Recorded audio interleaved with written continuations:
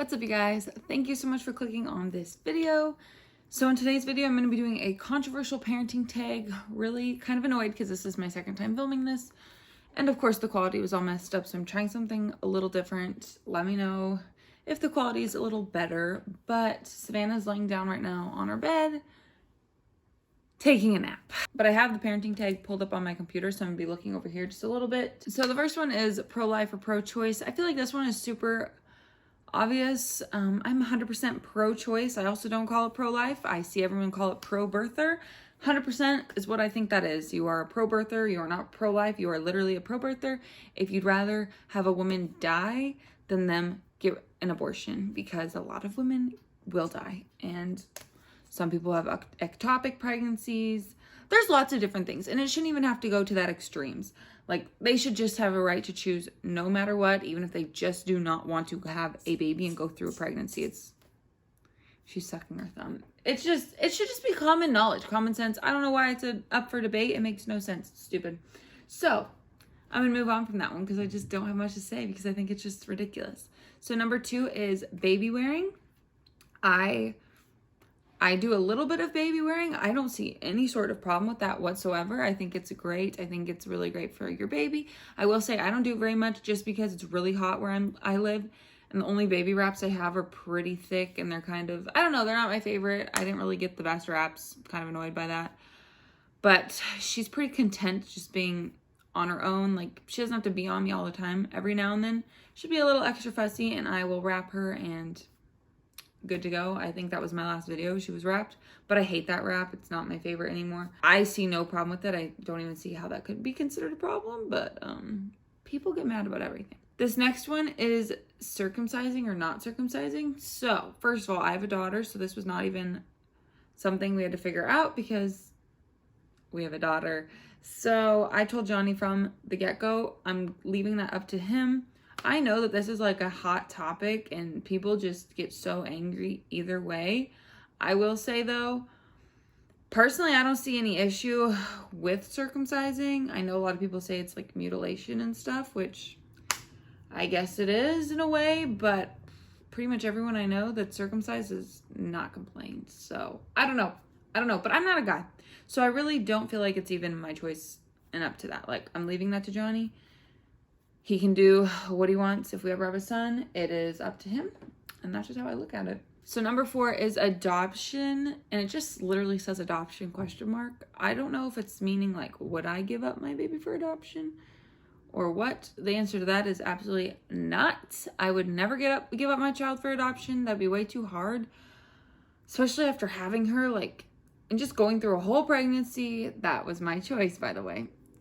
I could never give my baby up for adoption, ever. I don't think I'd be able to, like, live the rest of my life without thinking about my child every single day, like, every second of the day, and what would have been, and, like, how are they doing, and just, I don't know, I just couldn't do that. And I'm not saying there's something wrong with it. I do think the adoption industry and stuff is very toxic, and just, I think it's just not good. Not good at all, which is another problem with this whole pro-choice and pro-life thing, because they want a lot of babies to go into the adoption system and then foster care. It's just a whole thing.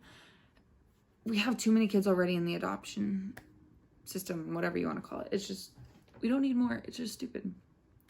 Next one is baby piercings. So I'm assuming it's talking about ear piercings for your babies. Personally, I'm not going to be doing that. I don't see the need at all. Like, I'm not gonna do it. I think it'll be more fun when she's a little bit older, like, I don't know, 6, 7, 8, I don't know, however old you are when you usually get an ear piercing. That's when we're gonna do that. When she can understand and she wants to do it, it can be like a fun little mommy-daughter date thing, and I think it'll be really fun that she'll actually be able to remember it. But also, it's not my kid, so you do what you want with it. Like, if it's not my child, I don't really care what you do with your child. If you want to go get your daughter or sons or whatever ears pierced, go do it. It's not my kid. So I personally just won't be doing that with Savannah. That's just how I look at it. This next one is breast milk versus formula. So I am exclusively breastfeeding. We've been going 2.5 months exclusively breastfeeding. It's gone really well, and I'm so grateful because of this whole formula shortage thing. We would we would just not be doing good right now. I don't even know what we'd be doing. I'd be so stressed, so sad, so freaked out.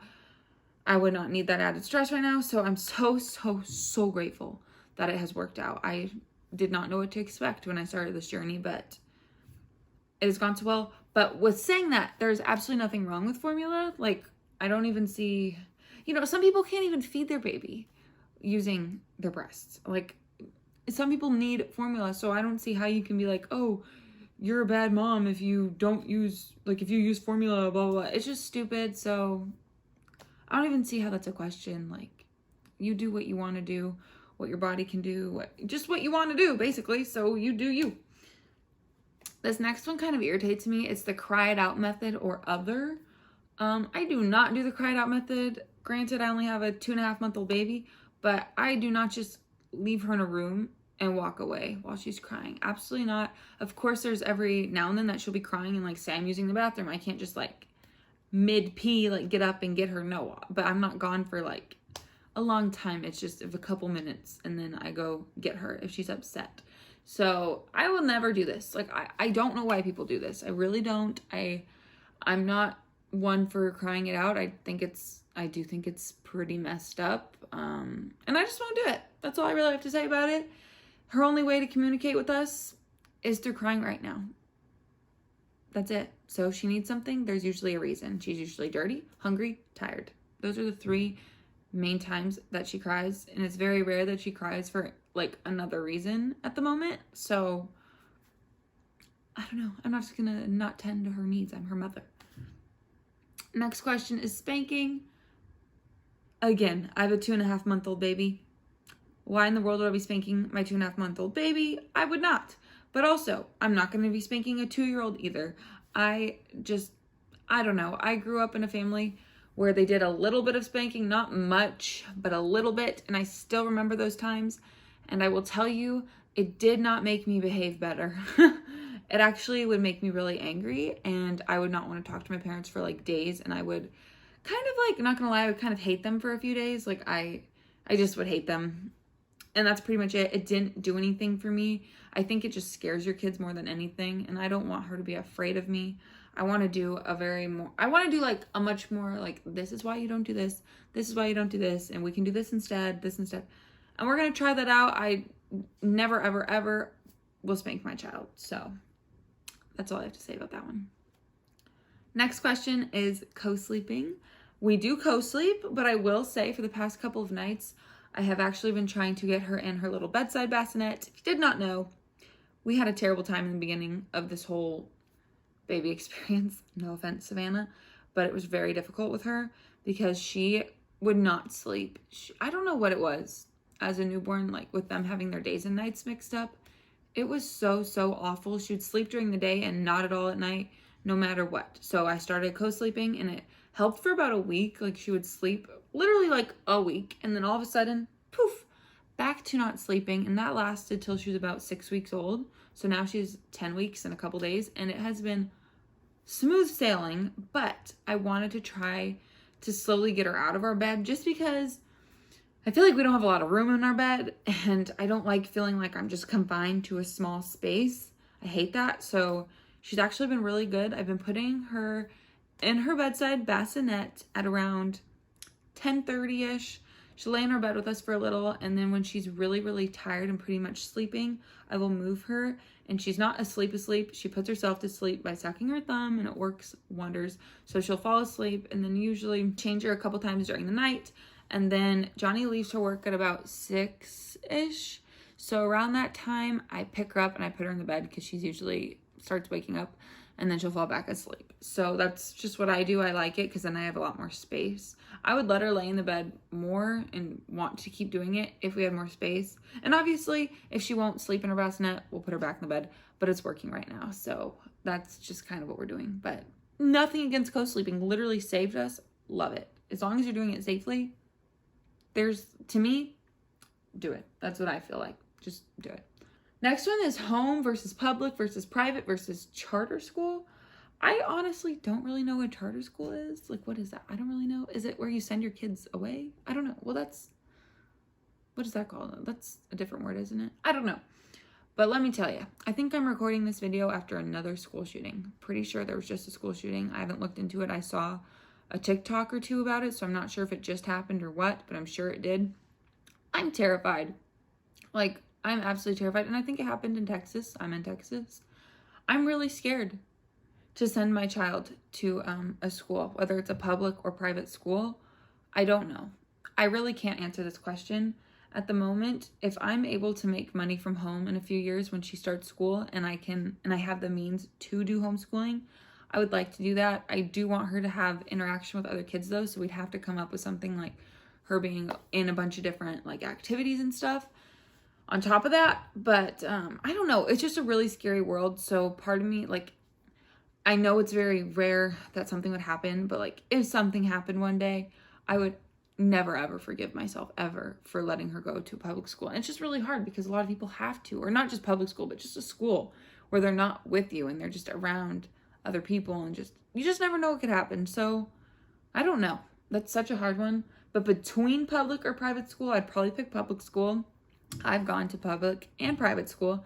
I hated private school, and like I hated it more than public school. So I don't know. It just depends. And I'm obviously going to let her have a choice as well. So I can't really answer that question, but I just gave you a huge explanation as to why I can't. So there you go.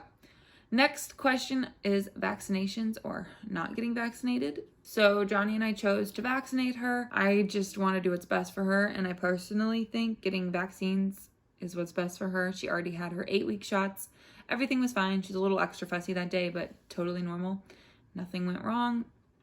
And I would just rather her be protected than not be protected. And also it's just for everyone else's sake too. Like, we don't want an outbreak of anything that we have contained because of vaccinations. So that's how I feel about vaccinations and vaccinating your kids. But you do whatever you want to do, I guess. I don't know. Next question is medicating children. Not really sure like what this means. Is it talking about if your child needs medicine for something? I mean, I don't get this question. I don't, like, if your kid needs medicine, obviously I'll give it to them. Like, if it's something that they don't need, then no, I wouldn't want them to have medicine if it's not necessary. I don't get this question. Like, I don't understand. Can someone explain what they mean by medicating children? Like, do you mean like giving your kids freaking Benadryl to sleep at night? I don't know, because I don't agree with that either. And I'm pretty sure, I think my parents might have done that a little bit, or maybe not. I don't know, but I'm not doing that. So I'm just going to move on because I don't know what this question is really talking about. Next one, though, is cloth versus disposable diapers. And I love talking about this now because I just started using cloth diapers actually, when did I start doing that? About 2 weeks ago. And then we were at Johnny's parents' house for about a week. So we only used disposables because I don't want to wash her diapers in other people's washing machines. It just weirds me out. And it takes a long time and I'm still getting used to it. So I'm not going to do that. And it's just, I didn't have enough. Now I have more. My other diapers I ordered just got here. They were so expensive. They're like $70 each pack, which was a lot, but I really like them so far, and I haven't even used them, but I can just tell I'm gonna really like them. I'll actually link them down below if you're curious on the ones I'm talking about. I love them, and everyone raves about them. So if you want to try cloth diapers, I would check them out and check out the reviews because they have the best reviews by far. I really like cloth diapers. Johnny hasn't really used them a whole lot. He's not a huge fan yet, but I think he will be once he gets the hang of them. They are pocket ones, so you have to like pull out the insert, and so that's the part he doesn't like because it can be a little like damp of urine. And to me, it doesn't bother me. Okay, I wash my hands regardless every time if I'm using disposables or not. I wash my hands. So what's the point? Like, why does it matter if you're touching a tiny, tiny bit of pee? It doesn't bother me. I don't know. But I think there are other diapers where you don't really have to touch the pee if you don't have ones that are pocket diapers. But I just really like pocket diapers. So I'm just going to keep using them. Oh, I got a bug bite and it itches so bad. And I really don't care for disposable diapers. It's not great for our environment or our planet. And also, she just leaks out of them very easily, and it's just a pain in the butt.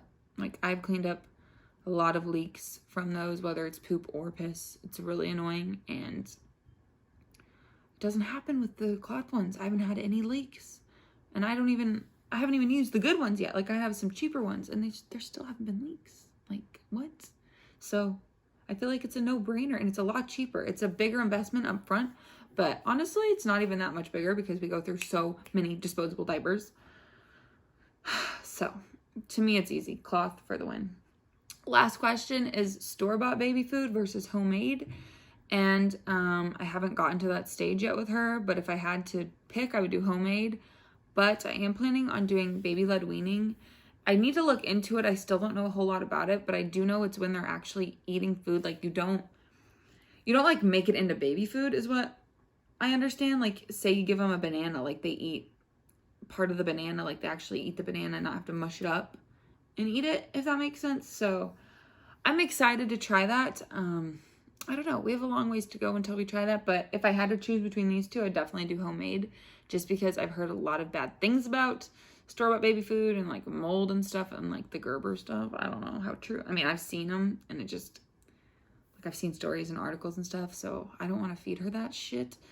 And that's just how I feel about that. So if I had to, I'd do homemade stuff. But like I said, hoping not to have to do either and just going straight into the baby-led weaning whenever she starts showing signs that she's ready, which will not be for a while. Like I'm thinking around the 6-month mark is probably when they start showing signs, but who knows? This is my first time. It's my first kid. I don't know. But those are all the questions. I really hope this video came out decent. Thank you guys so much for watching. If you want to see more of my videos or like just see more of me, I'm on TikTok a whole lot more. I go live almost every single day on TikTok. I love TikTok. I can't believe I'm saying that. I literally am obsessed with TikTok. It's kind of a problem. Just a little bit of a problem. But check it out. I will have it linked down below. Please subscribe to my YouTube. Give me some video ideas if you have any. And that's pretty much it. I will see you guys in my next video. Bye.